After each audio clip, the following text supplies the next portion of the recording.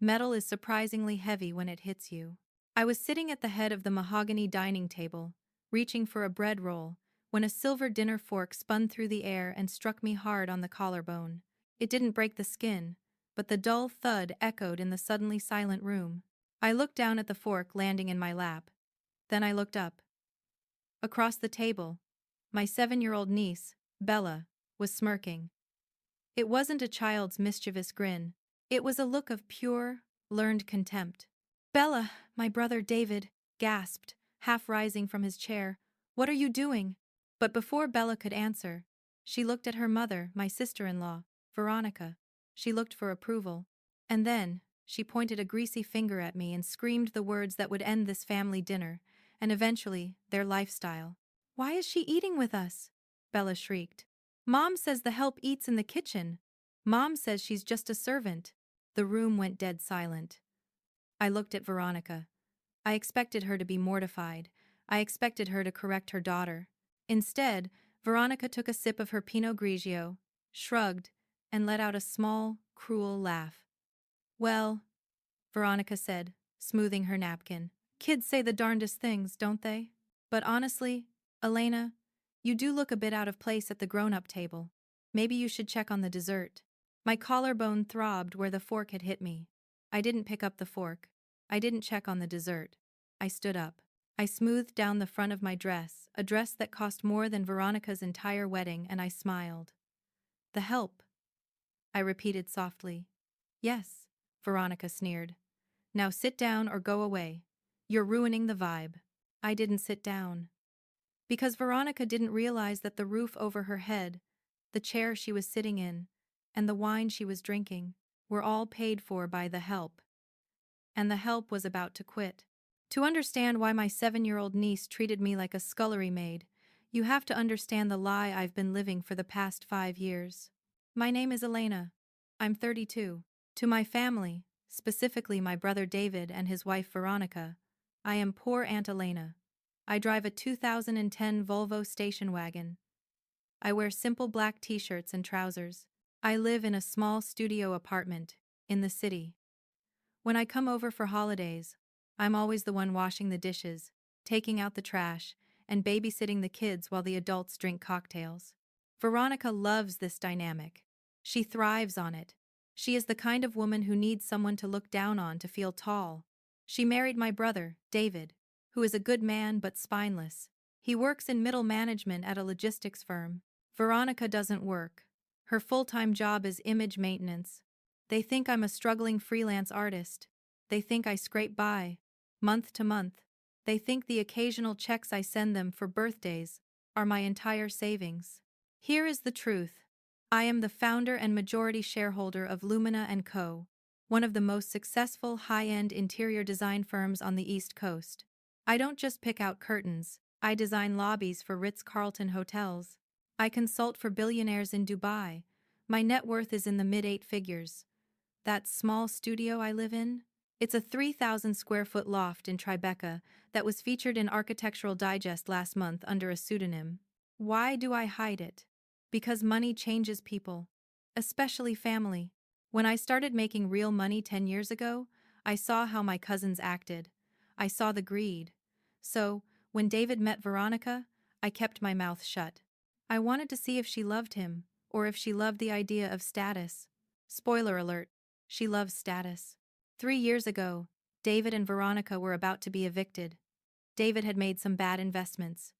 Veronica refused to stop spending on designer bags. They were going to be homeless with a toddler, Bella. David called me, crying. I couldn't let my brother go under. But I couldn't just hand Veronica $1 million, she would have blown it in a week. So, I set up a shell company, an LLC called Bluestone Holdings. Through the LLC, I bought a gorgeous 5-bedroom house in an upscale suburb. I rented it to David and Veronica for pennies, basically just the cost of property taxes. They think Bluestone Holdings is some faceless corporate landlord who gave them a lucky break because David knew a guy. They have no idea that every time they complain about the landlord not fixing the heated pool fast enough, they are complaining about me. For 3 years, I've subsidized their lifestyle. I've let them play rich couple in my house. And how do they repay me? by treating me like a peasant, by teaching my niece that I am lesser, that I am the help. Tonight was supposed to be a celebration. It was Veronica's 35th birthday. She had demanded a lavish dinner party. She invited her friends, her neighbors, and of course, me mostly so I could clean up afterwards. But she made a mistake. She taught her daughter to throw things at the landlord. The evening started with a distinct smell of arrogance. When I arrived at the house, my house, the driveway was full of BMWs and Range Rovers.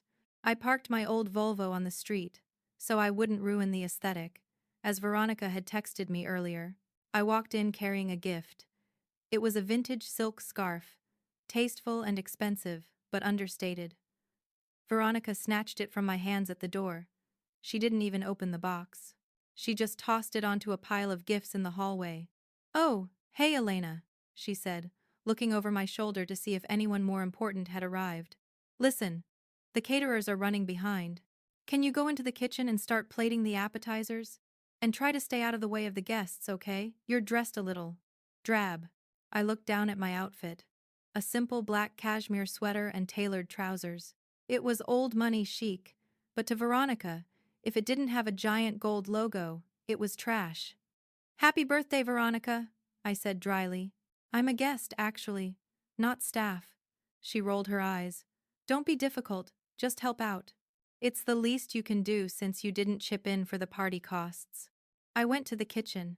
Not because she told me to, but because I wanted to check on David. My brother looked exhausted. He was frantically arranging shrimp cocktails. "David," I said. He jumped. "Oh, Elle. Hey. Sorry. Veronica is stressed. You know how she gets. She's treating me like a servant, Dave." Again. David sighed, wiping sweat from his forehead. "Please, Elle. Just for tonight? I can't deal with a fight. She's been on me all week about money. She wants a new car. Just play along." I looked at my brother. He looked 10 years older than he was. "Fine," I said. "For you." I spent the next hour carrying trays.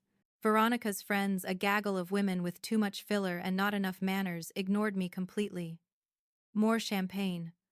One of them barked at me, holding out a glass without looking at my face. "The bathroom is out of towels." Another one snapped. I gritted my teeth. I served the drinks. I fetched the towels. Then came dinner. Veronica had seated everyone at the long dining table. There were name cards. My name card wasn't at the table. It was at a small, folding card table set up in the corner, next to the kitchen door. The kids' table. I was 32 years old, and I was seated next to a 4-year-old named Timmy who had snot running down his face. "Veronica," I called out across the room. "Is there a mistake?" Veronica laughed, clinking her glass. "No mistake. We ran out of room at the main table. Plus, Bella needs supervision. You're good with kids, right?" Bella, my 7-year-old niece, was sitting at the main table, in the seat that should have been mine. She was wearing a tiara. "I don't want her near me," Bella shouted. "She smells like old car." The guests chuckled. I sat down at the folding table. I told myself to breathe. Just get through the night. But then, Bella got bored. She started throwing bread rolls at me. First one, then another. Veronica saw it and giggled. "Bella, stop playing with your food," she said, with zero authority. Although, nice aim. That was the green light. Bella grabbed her fork. She looked at me with cold, dead eyes. "Mom says you're a loser," she announced. And then she threw it. The metal spun. It hit my collarbone with a sickening thwack. That was the moment the simmering anger turned into cold ice. "Mom says you're the help," Bella screamed. I stood up. The room was silent, except for David's heavy breathing. "Veronica," I said. My voice wasn't loud, but it projected perfectly. It was the voice I used in boardrooms when I was shutting down million-dollar negotiations. "Your daughter just assaulted me." Veronica waved a hand dismissively. "Oh, stop being dramatic. It was a plastic fork. It was silver," I corrected. "Sterling silver, from the set I gave you last Christmas." And she threw it at my face. "She's a child," Veronica snapped, her face flushing red. "And she's not wrong, is she? You are the help, Elena. You come here, you eat our food, you mooch off our success. David gave you $500 last month for your rent. Did you forget that? David turned pale. Veronica, stop, he whispered. No. Veronica slammed her hand on the table. I am sick of it. I am sick of pretending we're equals. Look at this house, Elena. Look at this crystal. This is success. You are a burden. So if Bella treats you like the help, maybe it's because you act like it. She smirked, looking around at her friends for validation. They were all nodding, looking at me with pity and disgust. You're right, I said. I reached into my pocket and pulled out my phone. This house is beautiful, Veronica. The vaulted ceilings, the imported Italian marble in the foyer, the heated pool. I know it's beautiful, she spat. It's mine. Is it? I asked. I unlocked my phone. I didn't open Instagram. I opened an app called DocuSign. David, I said, turning to my brother. Do you remember the name of the company you rent this house from? David looked confused. Bluestone Holdings. Right, I said. And do you remember the terms of your lease agreement? Specifically, Section 4, Paragraph B. Veronica laughed. What is this? A pop quiz? Who cares? Section 4, Paragraph B. I recited from memory. The tenant agrees that any harassment, assault, or illegal activity committed by the tenants or their guests against the property owner or their agents is grounds for immediate lease termination. Veronica frowned. So? We didn't harass the landlord. We don't even know him. I tapped my phone screen.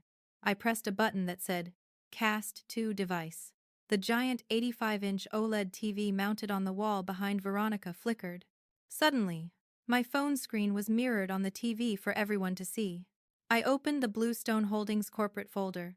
I opened the document titled Deed of Trust, 14 Oakwood Drive. There, in high definition, was the legal owner of the property, Bluestone Holdings, LLC, manager and sole member, Elena Marie Vance. The room went so quiet you could hear the air conditioning hum. Veronica turned around. She read the screen. She read my name. She turned back to me. Her face had lost all its color. It looked like gray putty. What? What is that? That, I said, walking slowly toward the main table, is the deed to this house. My house. No, she whispered. No, David said. David said a company owns it. I am the company, Veronica, I said. I bought this house 3 years ago because you were broke. I set the rent at $500 a month because I felt sorry for my brother. That $500 David gave me? That wasn't charity. That was him paying me a fraction of what he owes. I picked up the silver fork that Bella had thrown. I twirled it in my fingers. And this silverware, I continued. I bought this. The table you're sitting at? I paid for that too. The catering? I Venmo'd David the money for it this morning because his card was declined. I looked at Bella, who was now shrinking into her chair. So, you're right, Bella. I am the help.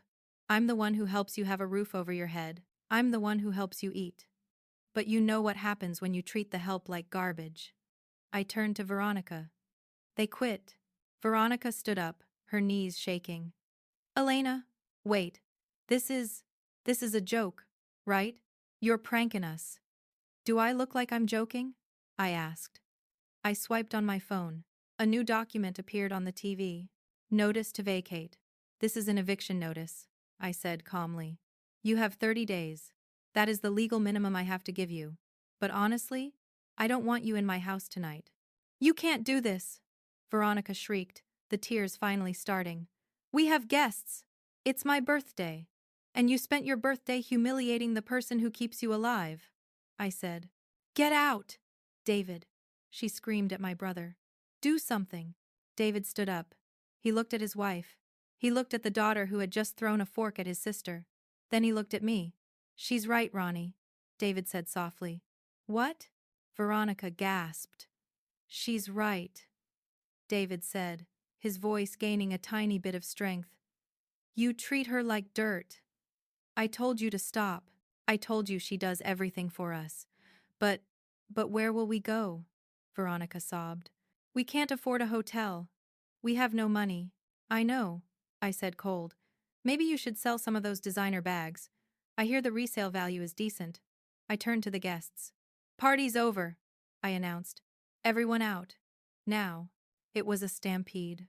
The friends who had been mocking me 5 minutes ago couldn't get out the door fast enough. They grabbed their purses and fled, leaving their half-eaten shrimp behind. Within 3 minutes, the house was empty except for the family. 30 days, I repeated to Veronica. I expect the house to be in pristine condition. If there is a single scratch on these floors, I will sue you for damages.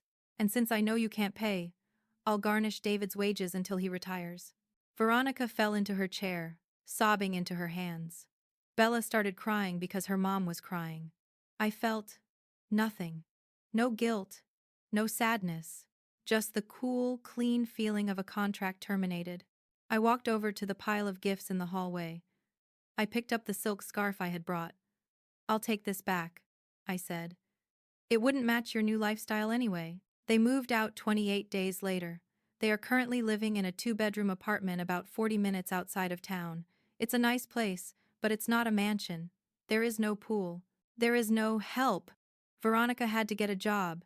She works as a receptionist at a dental office now. I hear she hates it. David and I are slowly rebuilding our relationship. He's in therapy, learning how to grow a spine. As for the house, I sold it. I made a tidy 40% profit on the market value. I used the money to start a scholarship fund for underprivileged kids who want to study art and design. Every time I see a new student get a scholarship, I think of that silver fork flying through the air. Sometimes, the most painful moments in life are just wake-up calls telling you it's time to stand up. If you enjoyed this story of justice served cold, hit that like button and subscribe. And remember, be nice to the people who serve you dinner. You never know if they own the restaurant. See you in the next one.